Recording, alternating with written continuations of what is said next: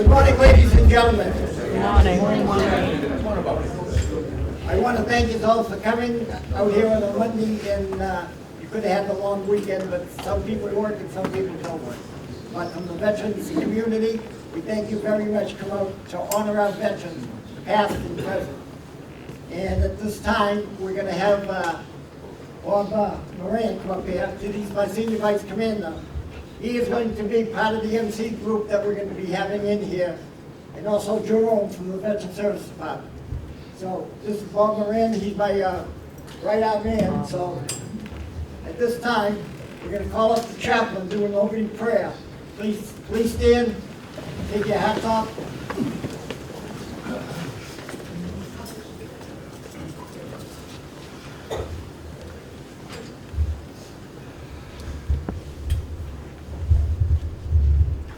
Dear Lord, today we honor our veterans, worthy men and women who gave their best when they were called upon and to serve and protect our country. We pray that you will bless them for their unselfish service and continual struggle to preserve our freedoms, our safety, and our country's heritage for all of us.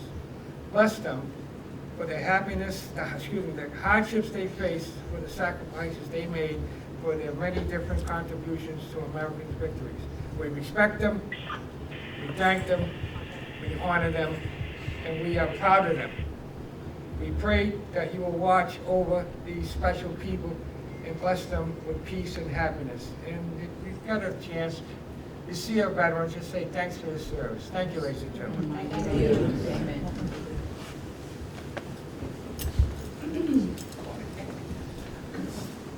Bob, would you lead us in the Pledge of Allegiance, facing the flag of our country, ladies and gentlemen? Pledge allegiance to the flag of the United States of America and to the republic for which it stands, one nation, under God, indivisible, with liberty and justice for all. Please be seated.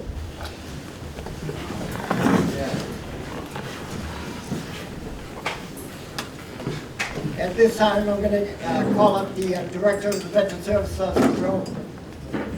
Jerome? Oh. He just came in for his first year being the Veteran Service Officer here in the city of Somerville.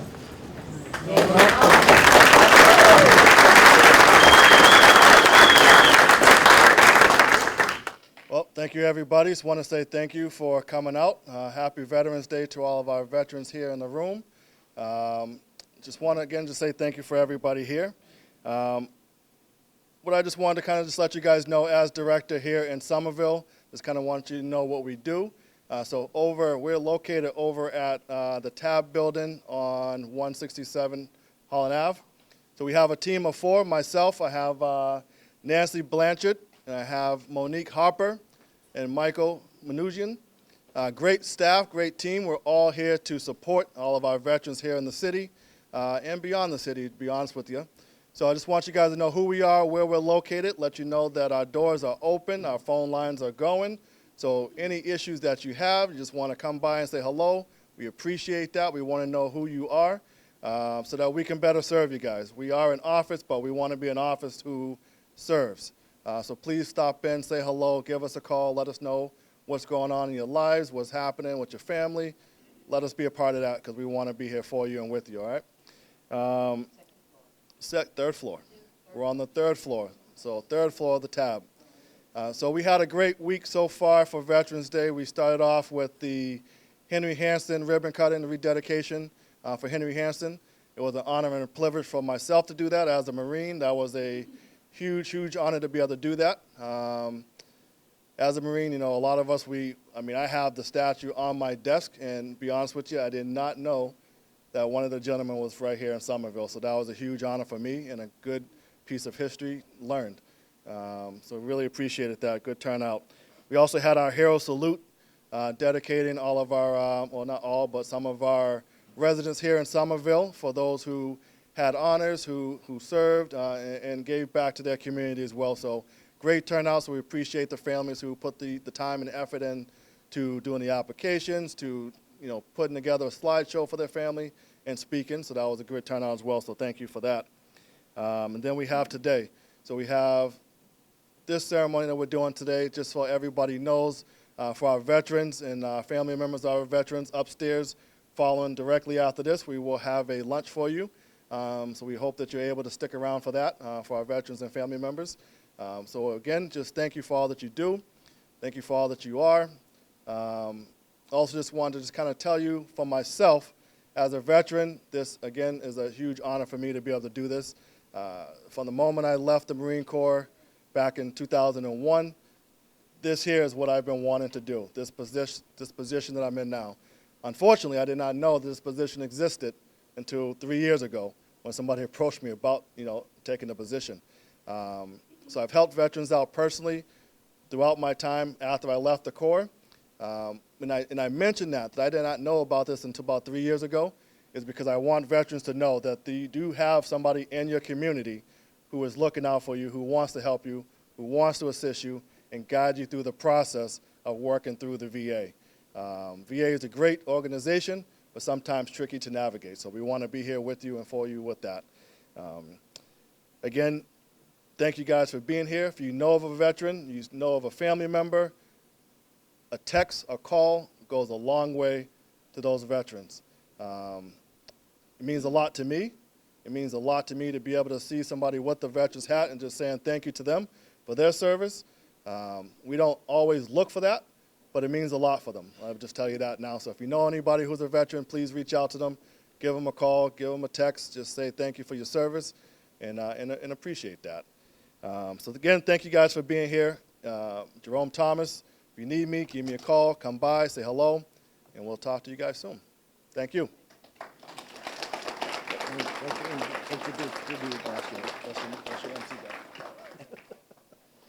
Bob?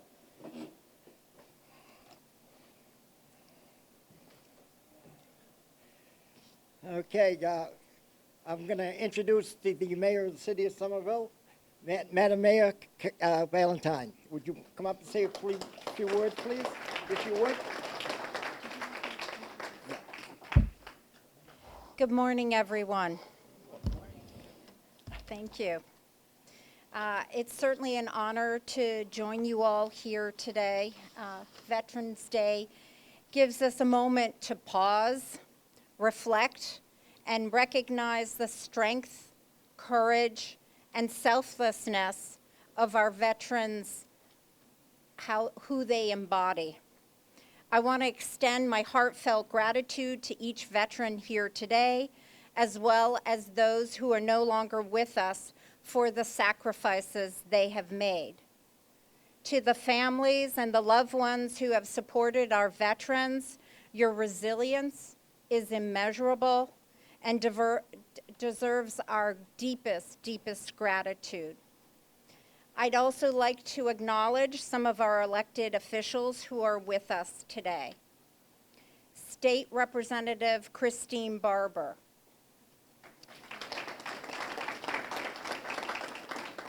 Councilor at Large Wilfred M. Baugh, Councilor at Large Kristen Strezzo, Jake Wilson, Ward 1 City Councilor Matt McLaughlin, President Ben Ewan Campen, Councilor Ward 4 Jesse Klingon. I'd also like to acknowledge that our Chief of Police, Shumaine Benford, is here. Chief of Fire, Charles Breen. Mayor Emeritus, Jean Brune. Former Councilor at Large, Jack Conley. Did I get everyone? Thank you. Oh. Yes. Thank you. Thank you.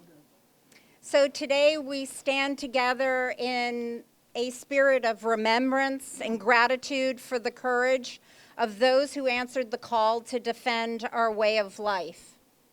Veterans Day is a time to honor patriots who gave of themselves. I'm the daughter of a veteran. My father served in the Korean War. He started when he was 18. He stayed for 5 years. And then we continued the war with the Vietnam War. My father left the Korean War, became a reservist, but when the Vietnam War came up, he decided to step in again. I was 5 years old at the time.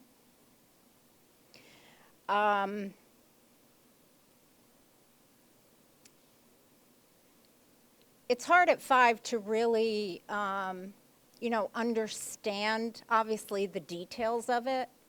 But what you do remember is the feeling that adults exhibit around you. I would say I think there was a tremendous amount of fear, what I remember.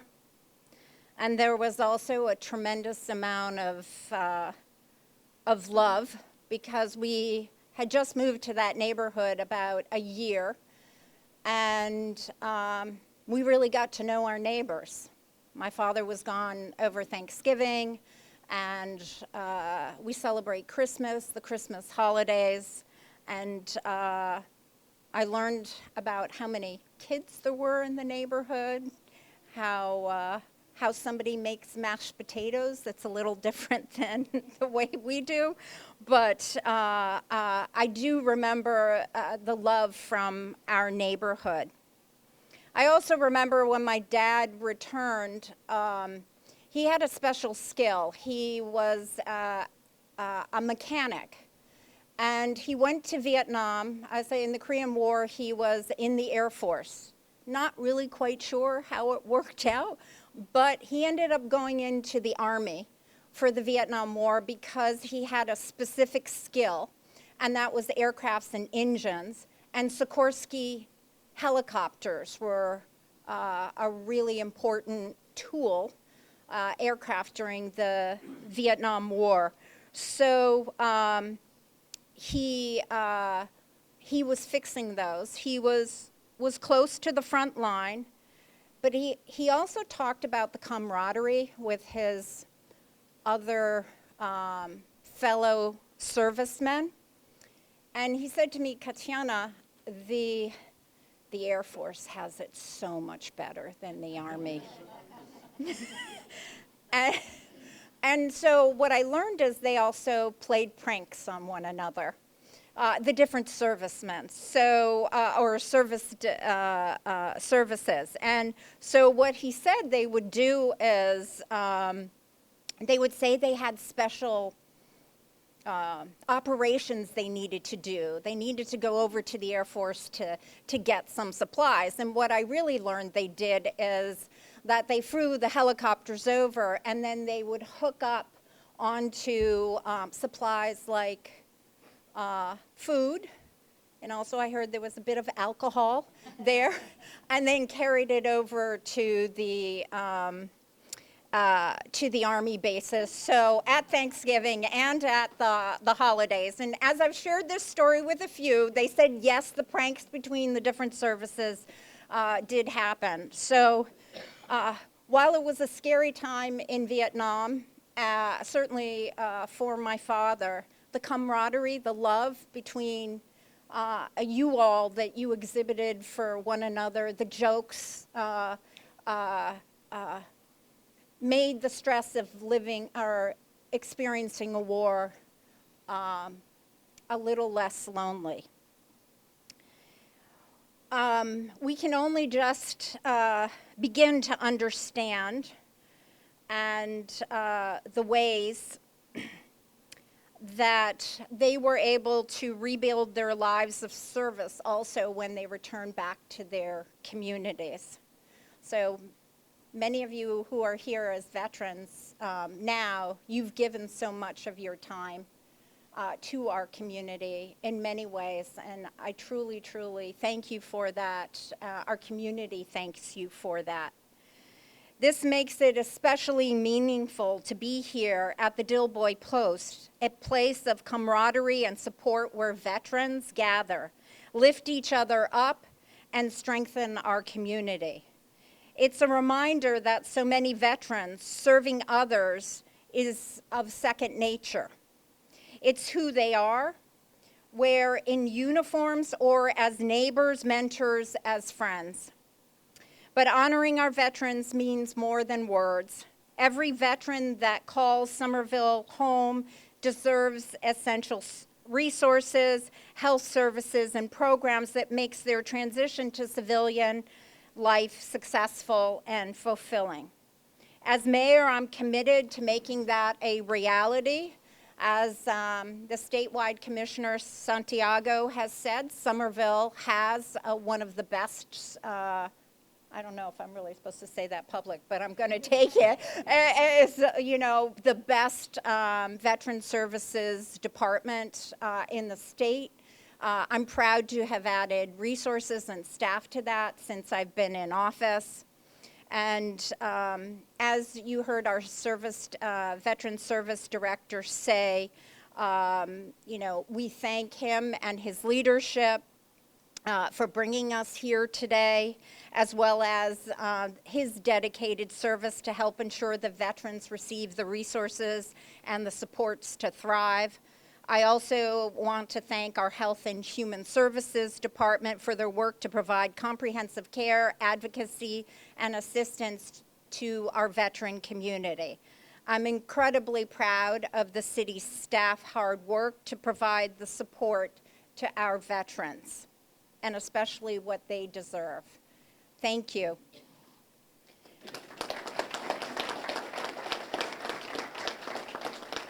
I'd like to welcome up to the podium President Ewan Campen. Oh, he stepped away. Okay, then I'll pass it back over to you. Maybe Matt McLaughlin would want to speak, because he's a veteran also, and he was Iraq. Matt, were you in Iraq? Yes. Okay. This is a view from Iraq, a veteran. Well, thank you, everyone. I was not planning on speaking, but I always have something to say, so bear with me. I served 2 tours in Iraq. We did not have alcohol there, so that was a major downside comparison. We found it, but it was not as readily available as it was in other eras. Veterans Day it's an event that, I've been about 20 years removed right now. I enlisted in 2003, so it's been 20 plus years since I first enlisted. And Veterans Day is an event that becomes more and more important to me as time goes by. And I think back as I reflect on what I went through and the people that I served with. And I think about the words we said then and the oaths we took and the language that we used that at the time wasn't as important to me as it is now. So something like the Army values. Every branch has their own version of values, but we have the Army values, which is loyalty, duty, respect, honor, integrity, personal service, selfless service. Words that we were drilled into our heads over and over again at basic training. And at the time thought, this is just, to get us into the system sort of thing. And years later, I look back and see how those values are such a part of who I am. And whenever I think about a decision I have to make, I always come back to those Army values, even now. One oath that every enlisted, every soldier, every person in the military has always taken is the oath of enlistment, which has gone back to 1789. So for centuries, people have enlisted in the military and have served under this oath. And this is a very basic, simple oath that says, I do solemnly swear that I will support and defend the Constitution of the United States against all enemies, foreign and domestic, that I will bear true faith and allegiance to the same, and that I will obey the orders of the President of the United States and the orders of the officers appointed over me, according to the regulations and the Uniform Code of Military Justice, so help me God. And I was thinking about that oath recently and how, again, the words become more important over time. And this is something I've repeated so many times in my life and thought about it recently and realized that at the very top of that is support of the Constitution of the United States. And that's an oath that people have taken since the Constitution was founded, and it's been the guiding principle for this nation for centuries. It came before the president, it comes before the officers appointed over us, it comes before your brothers and sisters in arms. We're pledging allegiance to a document, and we're fighting, and some people die to preserve this document. And I think I also look and I see how many other countries have taken this document and made it their own, and how it spread democracy and freedom throughout the world. And I'm just thinking about that right now in terms of the future of this country and where we're going. And I do believe that, as long as we always return to our values, our principles, the Constitution of the United States, which does not say that we are a perfect union, it says that we're striving for a more perfect union. As long as we continue to return to that, and as long as we have men and women willing to fight and defend that, and citizens willing to fight and defend for it, I think we're going to continue to be a great country, and it is something that makes me proud to be an American and proud to be a veteran. Thank you. Thank you.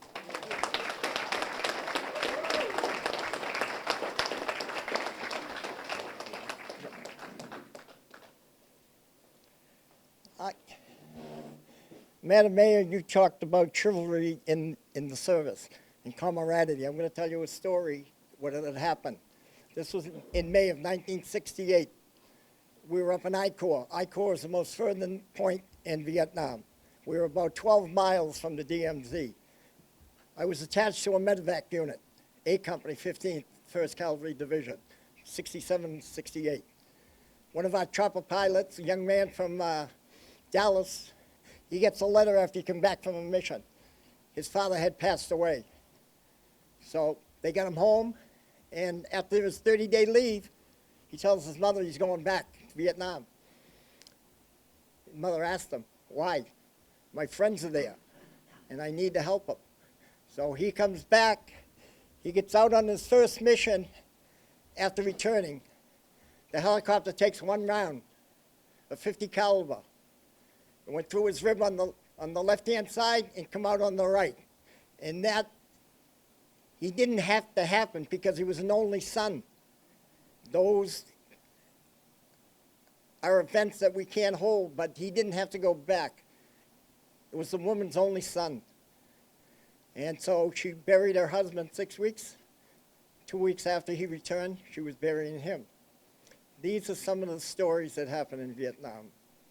We have two gentlemen up in our cemetery up there, Bobby Coster and Ronnie Pointer. Some of you might know them. They enlisted in the Marine Corps because they wanted to be a badass and they wanted to be in the Corps. Well, they were both 19 years old, and they were also up in I Corps. They both get killed in April and May. They didn't need to go because they were an only son. They grew up with no father to lead them. And Bobby and Ronnie are up at that cemetery up there, and they are safe now because they don't have to suffer anymore. One lived in Union Square, one lived on the Ave down by Conway Park. And there's a lot of stories like that, and some people get lucky. But the people who went out forward, like the Marines with the, at Way when Tet 68, those poor veterans, 30 days they fought until Westmoreland said you can bomb the cathedral, and it ended very shortly. But that was Tet 68. And the worst one of all, comrades and friends, was Quezon. That siege up in Quezon started January 17th, 2 weeks before Tet, and they were up there. They get hit for 77 straight days before we got up there to relieve them. And there was quite a few boys from Somerville that were up there. And they were glad that they were being relieved. Like the mayor said, camaraderie. They were Marines, we were Army, but we all bled the same, and we feared the same, and we got them out. And I thank God that I was able to be one of them. The reason for that, I was a medic in Vietnam. I was supposed to have gone to a line unit in December of '68. When I got overseas, the orders were changed. I ended up going to the 1st Cavalry Division up in I Corps. And they were the first units to have helicopters. That was a blessing. I was supposed to have gone to a line unit. The line unit I was supposed to have gone to was Lieutenant Calley, if you, some of you remember. It was the massacre of My Lai, that the 400 members of the hamlet, they killed. That could have been me in that patrol. But I was blessed. I was with medevac. And I got so good at what I was doing, the CO took me under his wing. I became his CO driver. And that was pleasant, but it wasn't pleasant. Every time we moved, him and I went first. We loaded up our Jeep, and we loaded up our radio, our medical, and everything to go. The first stop was Quezon. That was tough. And we were up there for 4 weeks. And like I say, the Marines were happy that they get out of that hellhole for 77 days. And they bulldozed it over about 4 months later. A couple of weeks after that, we rested again. I loaded up a Jeep this time. Not knowing where we were going, I sent a letter to my father. I said, Dad, we're moving again, and I don't know where we're going. Well, he knew where we were going because it was on TV. That is the first war that was ever on TV. At supper, you could watch the fighting as you had supper, and that was incredible. So like I say, the next step I went to was the Ashore Valley, the Ho Chi Minh Trail. We were in there for a month, and we got very close to Charlie. When we landed on the airstrip, his food was still hot on the trays that were on the airport. And in 4 weeks, we moved on again. Now they talk about Agent Orange, where the government lied to us, all on us non-vets, Agent Orange. Well, 4,000 of us went in the 1st Cavalry. We were into the Ashore Valley. When 4,000 come out, we were all sick with the same disease, Agent Orange, because we drank the water and the water was polluted. Just like in Lejeune now, all the Marines that went through Camp Lejeune. Then for the next couple of months, they let us sit down. We went up to LZ Sharon, up to Quang Tri. Quang Tri is another I-Corps post up there with the Marines. We stayed there for 5 months. Then what had happened, come November, we were moving again. This time we're moving down to 3 Corps. 3 Corps is down Saigon and down that way. They wanted this unit in place because they thought they were going to have another TET at 69. They asked us, all us medics that were in the company, if we wanted to extend. By meaning of that, they didn't have enough medics in rotation to come over and feed us. So we left, 6 of us, 6 brothers. We were together for 18 months. 2 from Somerville, 1 from Reading, 1 from New York, Delaware, and Pennsylvania. And come to find out, there's only 3 of us left. They're all from Greater Boston, and I see them once in a while. But like the mayor said, camaraderie is always there. It never goes away. And I'll tell you, maybe the next time, I'll tell you about the burial we had up here in the cemetery about 5 or 6 years ago. Camaraderie that lasted 60 years. Maybe some of you know about it, maybe some of you don't. But there was a story of the love and camaraderie between gentlemen during the Korean War. And with that, I say that, would I do it again? Yes. Would I return to Vietnam? No. The reason for that, I had too many bad thoughts. I went over for post-traumatic stress to get me evaluated. And this is what the agents in the JFK building said when I was doing an interview.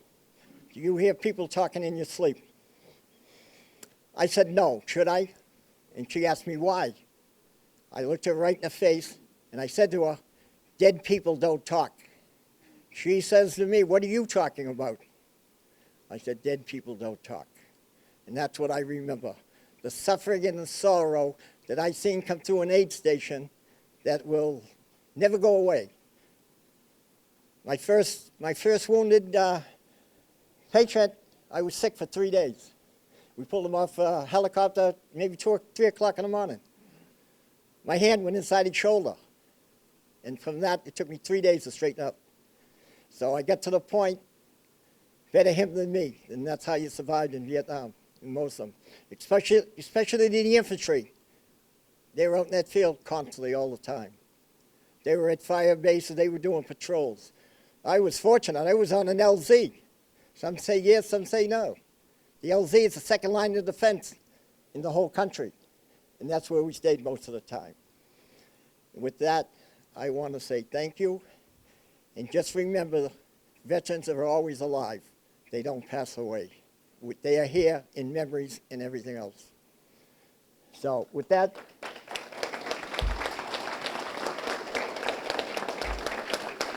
you want to do the presentation?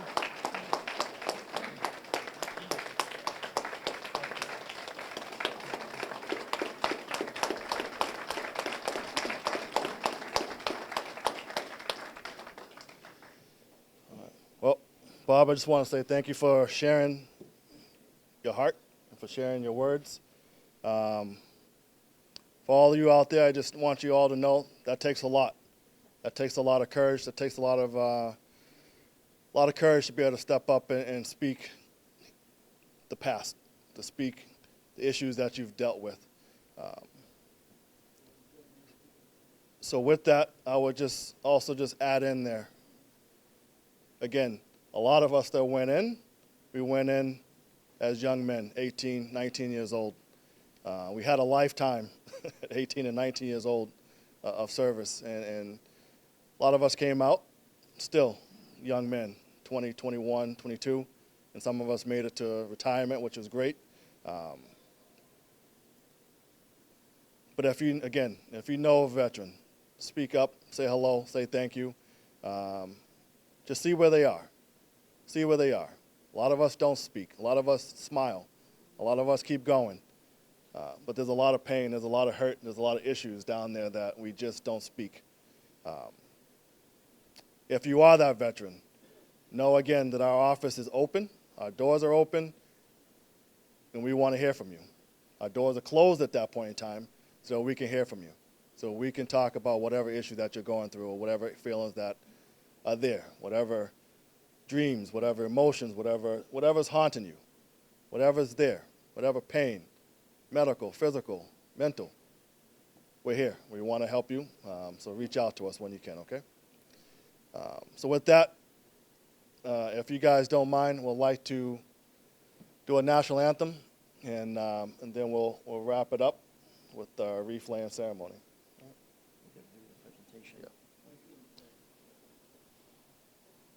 After she's done with this.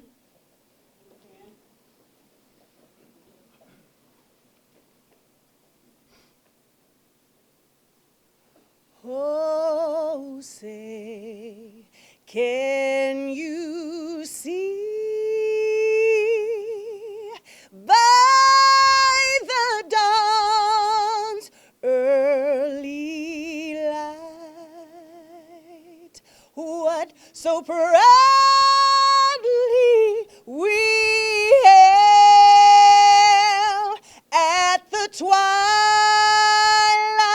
last gleaming, whose broad stripes and bright stars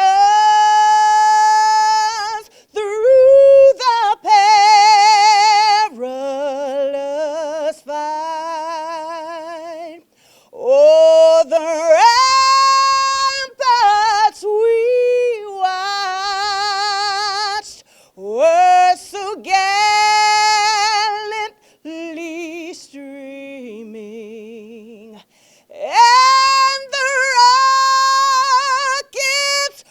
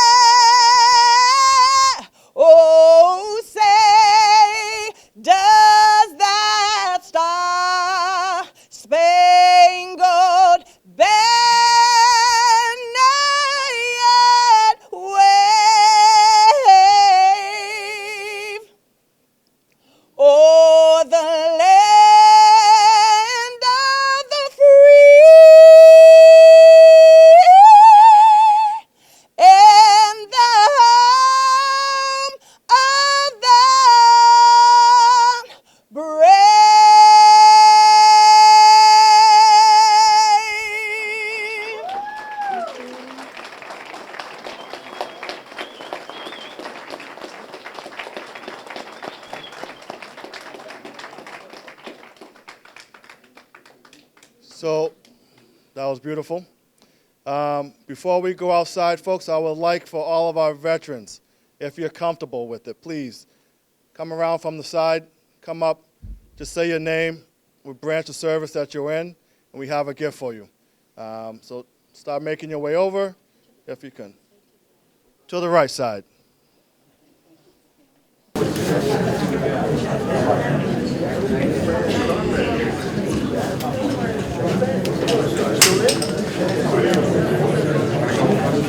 No, he's going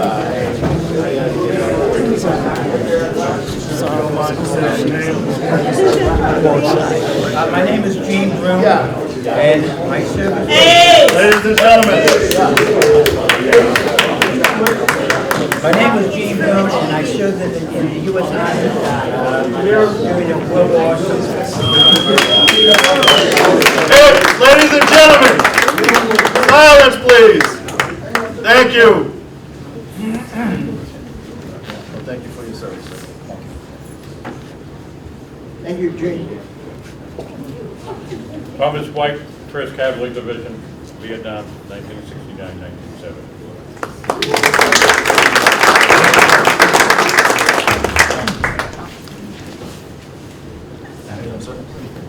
Ray Snow, S-N-O-W, born here in 1934, gotta be 91 or something. That's me.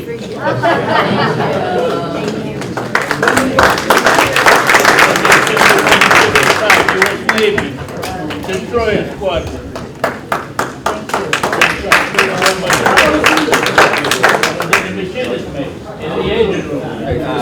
George McLean, Marine Corps, been a member of the VFW here, Illinois Post, 55 years.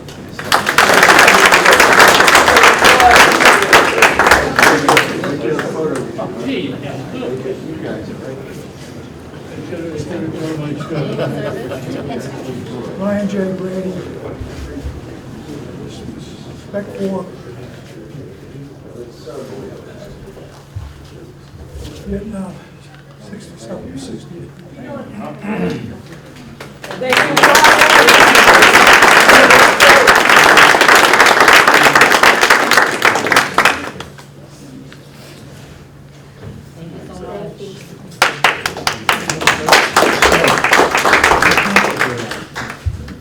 Louis Sirignano, Marine Corps, Vietnam, 67, 68. Wounded, made it back.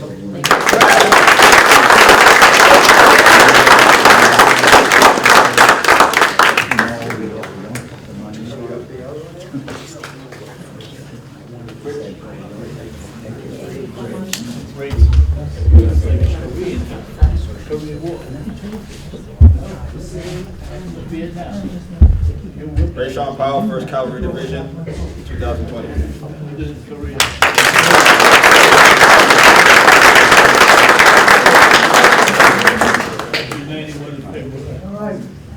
Rusty Gregorio, 173rd Airborne Army, Vietnam.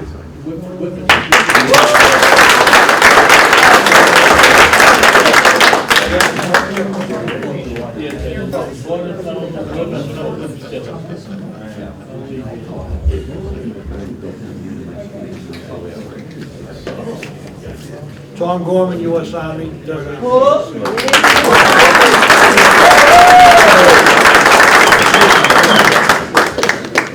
Richard Barney, U.S. Navy, Vietnam, 71.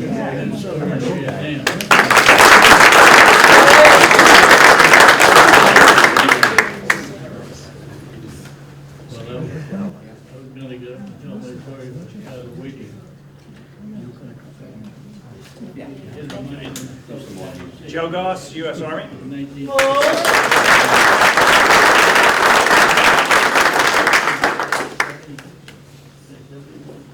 Leo Mingase, 2nd Battalion, 9th Marines, Vietnam.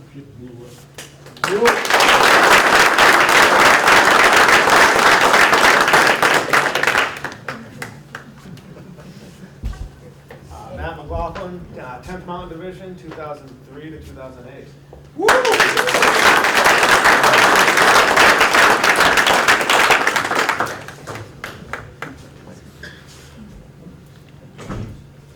Sergeant First Class Steve Hansen, United States Army, retired, Desert Storm, Desert Shield.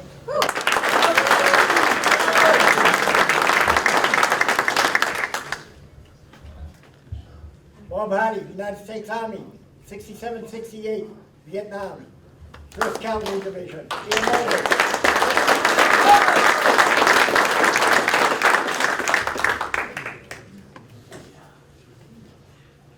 Sergeant First Class Nancy Blanchard, U.S. Army Corps.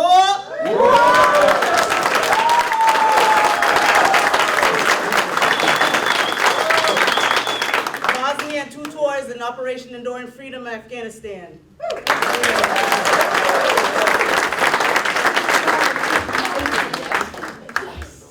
So the other thing I just kind of want to mention myself in our office. So as a veteran, we serve overseas mostly. We have our police and our fire department here with us as well. I want to recognize you guys, because as I look at it, you guys are distant cousins to me. As we serve overseas to protect everybody here, our firemen and women back there serve here at home, defending you guys for us so we don't have to worry about you. So thank you to our fire department, thank you to our police department. If you don't mind,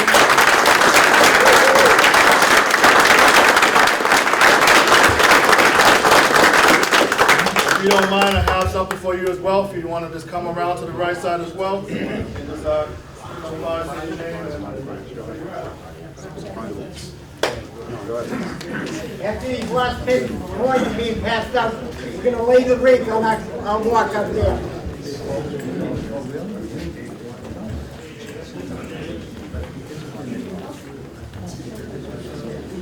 Sir.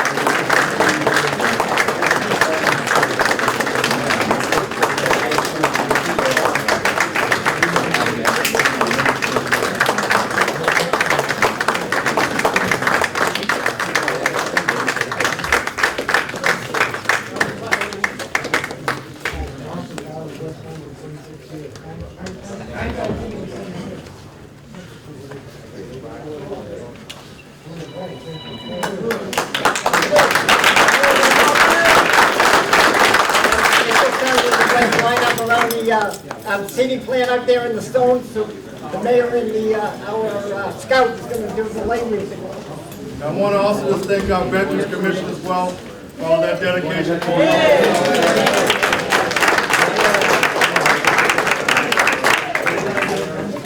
Going outside for a minute.